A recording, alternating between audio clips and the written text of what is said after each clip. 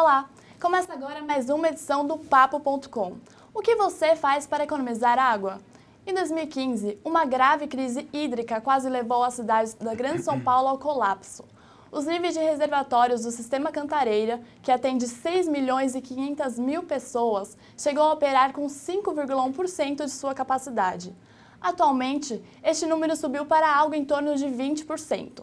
Um número mais elevado, porém longe do ideal. Fechar a torneira enquanto escova os dentes, diminuir o tempo do banho, não lavar calçadas e carros ajuda com certeza, mas é possível fazer mais. Hoje vou conversar com José Carlos de Araújo, diretor da Anamaco, que é a associação que representa os comerciantes de material de construção, sobre métodos alternativos de economia de água. Oi, José Carlos, muito obrigada pela presença. Obrigado, Larissa. É um prazer estar com vocês aqui do Papo.com, da TV Mackenzie, para mais essa entrevista junto com vocês aqui. Certo, José Carlos, de que forma que a Anamaco contribui para a construção civil? Vocês têm alguma forma de, algum termo de compromisso com cidades, alguma coisa assim, para economizar água?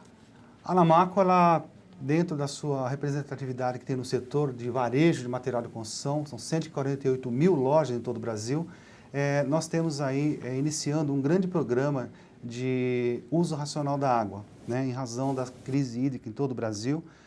É um programa que sensibiliza bastante, a questão do uso e da economia de água.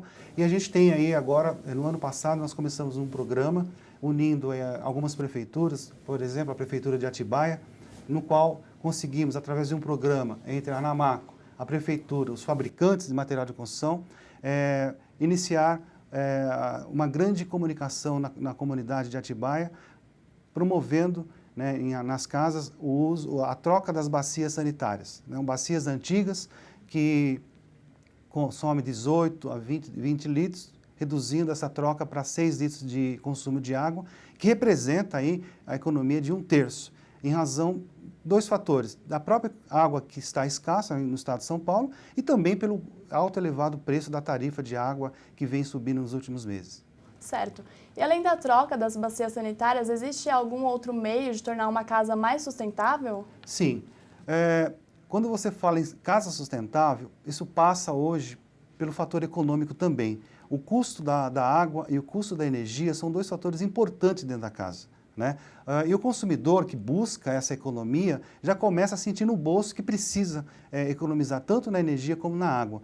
Além da troca das bacias, que é importante, a própria Sabesp aqui em São Paulo e algumas companhias de saneamento em todo o Brasil tem, junto com a conta de água, colocado os economizadores, que você coloca esses economizadores na torneira e eles retêm, né, a pressão da água. Então você lava a louça com a mesma qualidade, com menos água, porque tem esses economizadores de água que dentro da passagem da economia redunda nessa questão de 30% de economia, tornando a casa um pouco mais sustentável, mais econômica. Sem contar que também tem hoje grandes empresas promovendo, através das lojas de material de construção, o uso racional da água, que é a captação da água de chuva, para reuso, por exemplo, para lavar as roupas, lavar as calçadas, lavar os carros. Então, se o consumidor que hoje está sentindo no bolso o que é gastar com água e também com a energia, e buscar nas lojas de material de construção uma alternativa que possa melhorar a qualidade de vida e uma casa mais sustentável, nós temos condições de atender hoje, Larissa.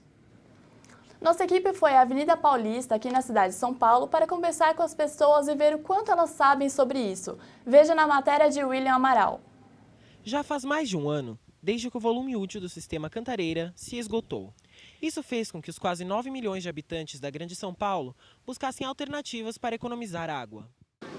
O que você tem feito para economizar água? Tenho tomado banhos com menos tempo, né? 5 minutinhos de banho dá muito bem. Usar pouca água para lavar calçada não, para lavar uma varanda, porque eu tenho cachorro, né? A gente faz isso só uma vez por semana para economizar, vai a casa. Bom, tenho tomado banhos mais rápidos, banhos de 5 minutos, eu e minha mulher. Quando eu vou lavar a louça, eu desligo a louça, enquanto eu estou ensaboando também a louça, né? E depois eu ligo a água para economizar. E não foram só as pessoas que tiveram de encontrar meios para economizar água, não. Locais públicos, como o Museu da Oca, aqui no Parque do Ibirapuera, por exemplo, também tiveram que fazer a sua parte. Segundo uma matéria publicada no portal G1 em julho, Uma reforma nos banheiros públicos do museu rendeu uma economia de até 75% no consumo. Agora, os vasos sanitários economizam cerca de 60% graças aos sensores de ausência, que acionam a descarga automaticamente. Os sensores das novas torneiras também contribuem para que seja utilizado somente o necessário na hora de lavar as mãos. Em questões de custo, para quem não consegue reformar, que outros meios uma pessoa pode economizar água? Larissa, essa é uma pergunta importante, porque independente se a pessoa tem dinheiro ou não, a imprensa, os fabricantes e as lojas de material de construção têm contribuído muito em levando campanhas de uso racional da água para dentro das suas casas. Então, o consumidor é pego nessa questão por dois motivos: pelo custo da água, né, e também pela forma do uso racional da água. Então, por exemplo, no banho, né, onde uma redução do tempo de chuveiro, dependendo do chuveiro, pode gastar até 20 litros por minuto, isso é expressivo. Então, a redução do tempo do chuveiro, na hora da escovação dos dentes, por exemplo, fechar a torneira e também acumular roupas, por exemplo, para lavar no final de semana ou lavar de uma vez só para economizar menos água. São detalhes importantes, são ações pequenas que o consumidor consciente, né, através dessas campanhas da mídia, através das indústrias e das próprias lojas de material de construção, tem reduzido, tem surtido efeito, né, nessa questão do uso racional da água. Vamos para um rápido intervalo e já voltamos com o Papo.com.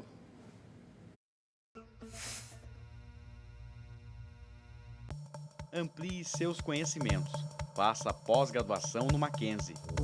São mais de 140 anos de tradição e pioneirismo em ensino. Informe-se e crie novas oportunidades em sua vida. O Papo.com está de volta e hoje o nosso tema é economia de água na construção civil. José Carlos, como você vê as atitudes do governo em relação à crise hídrica? Larissa, o governo, diante dessa falta de água que tem nos reservatórios no estado de São Paulo, vem se mexendo agora de uma forma até rápida para corrigir a falta de planejamento, né, que já era conhecido esse problema alguns anos atrás. O governo, por anos, dormiu de não criar ações inteligentes para melhorar essa captação, essa forma de sensibilizar a população. Era como se nós tivéssemos uma abundância e daqui a pouco não temos mais. E agora, diante dessa crise, que já não saímos do volume morto ainda, né, embora com a chuvarada que deu, ainda estamos no volume morto, o governo ainda está correndo atrás do prejuízo, fazendo uma compensação das bacias, do Alto Cantareira, do Alto Tietê, para compensar a falta de água que tem aqui na cidade de São Paulo, que, segundo os estudos, daqui a 30 anos será ainda pior em razão da alta população que nós temos aqui na cidade. Outros países já fazem isso muito bem, como Israel, por exemplo, tratando a dessalinização da água do mar, transformando em água potável. E, poxa, mas aqui a gente está numa distância de 100 quilômetros, 70 quilômetros de Santos. Mas o que, como eu disse no começo, faltou um planejamento, faltou uma visão um pouco mais de longo prazo para que o governo pudesse melhorar essa situação de agora. E como que ele pode melhorar, na sua opinião? Quais outros projetos que podem ser feitos? Primeiro que tem que realmente fazer um planejamento de entender como é que ele pode melhorar a captação de água de outras bacias, ou até mesmo, por exemplo, tratando essa questão da dessalinização da água do mar, que é uma das grandes opções, mas é caro, ou seja, o governo precisa ter vários planos de combate a essa questão da crise hídrica, né? Outros fatos importantes que é mexendo com a própria população, a troca mesmo das bacias, fazendo com que as residências economizem 30% do seu consumo, o que já é um ganho importante.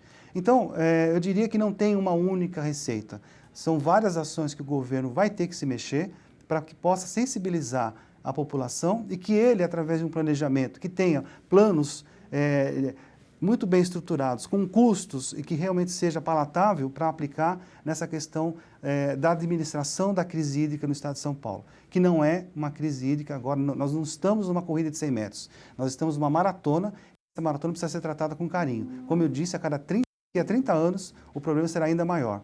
E o governo, sai governo, entra governo, mas precisaria ter um plano, né, que pudesse ser consistido e enxergado essa questão e ter uma continuidade nessas ações de obras. Você vê só um projeto de migração de uma bacia para outra, desses meses custou algo em torno de 180 milhões de reais. Então, tem custos e tem que ter mais planejamento e mais uma proação, uma proatividade do governo nessa questão da gestão pública, na questão da crise hídrica.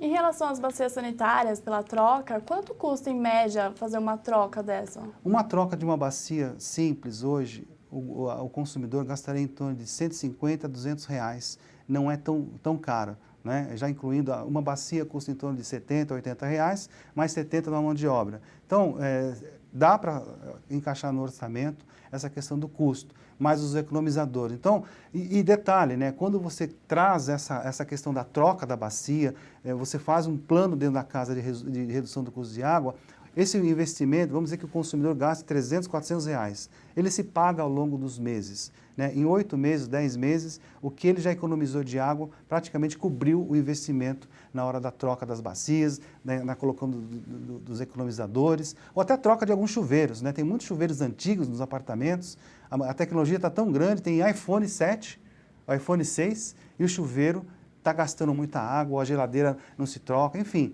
o consumidor ele será conscientizado pelo bolso e pela própria mídia, as redes sociais, mostrando que nós temos que cuidar melhor do nosso planeta, da nossa água.